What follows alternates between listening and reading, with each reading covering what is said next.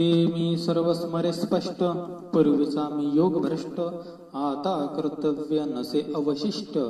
काहे कष्ट करसे तू.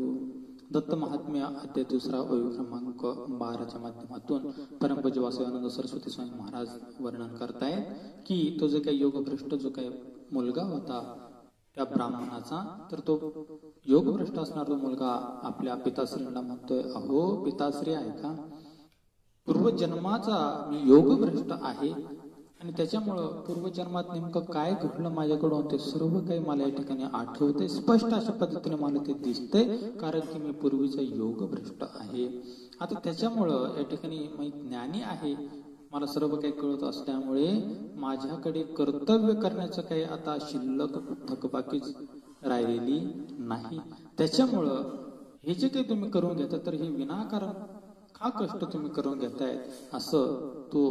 जे काही मुलगा आहे तर तो योगभ्रष्ट मुलगा आपल्या पिताश्रींना म्हणतोय.